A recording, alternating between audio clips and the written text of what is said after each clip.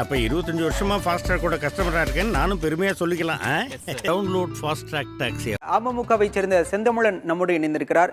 Sir, கடந்த நாடாளுமன்ற தேர்தலிருந்து பாஜகவோட கூட்டணி வச்சுட்டு வரீங்க. நீங்க பாஜக கூட்டணியில இருந்தாலுமே தமிழ்நாட்டில் எடப்பாடி பழனிசாமி தலைமையில தான் கூட்டணி அப்படின்னு அமித்ஷா சொல்லியிருக்காரு. எடப்பாடி பழனிசாமி தலைமையில அமமுக செயல்படுமா இல்ல பாஜக கூட்டணியில தொடருவீங்களா?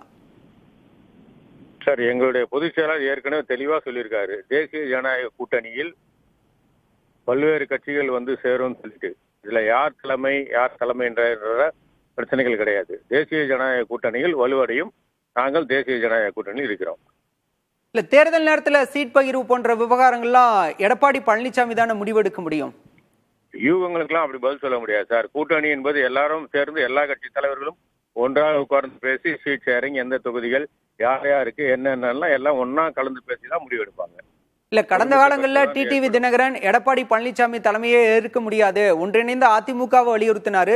பாஜக கூட்டணிக்கு கூட அவரே கூட அழைப்பு விடுத்தாரு. ஆனாலுமே எடப்பாடி பழனிசாமிக்கு அவரோட முரண்பாடு இருக்குல்ல?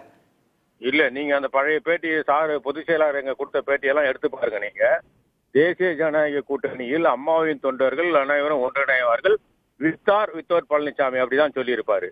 பழனிசாமியும் இருக்கலாம், இல்லாமலும் இருக்கலாம்ட்டு. அது வந்து அந்த அவங்களுடைய கட்சிகளில் ஏற்பட்ட சில தலைவர்கள், அவருடைய தலைவர்களுக்கு ஏற்பட்ட பிரச்சனைகளால் ஏற்பட்ட வந்த தகவல்கள் அடிப்படையில் வித் ஆர் வித்தவுட் தான் சொல்லியிருப்பாரு. அதை நீங்க நல்லா பார்க்கணும். அந்த பேட்டியெல்லாம் எடுத்து பார்த்தீங்கன்னா தெரியும் உங்களுக்கு. அதனால தேசிய ஜனநாயக கூட்டணியில் இன்னும் பல்வேறு கட்சிகள் வந்து சேரும், கூட்டணி வலுவடையும்.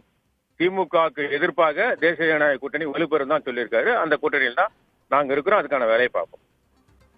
அதிமுக வந்தாலும் கூட பாஜக கூட்டணியில் தொடர்வோம் அப்படின்னு சொல்லியிருக்கீங்க. இணைப்பில் வந்து கருத்துக்களை பகிர்ந்து கொண்டமைக்கு நன்றி சார். அப்ப 25 வருஷமா ஃபாஸ்ட்ராக் கூட கஸ்டமரா இருக்கேன்னு நானும் பெருமையா சொல்லிக்கலாம். Download Fastrack taxi.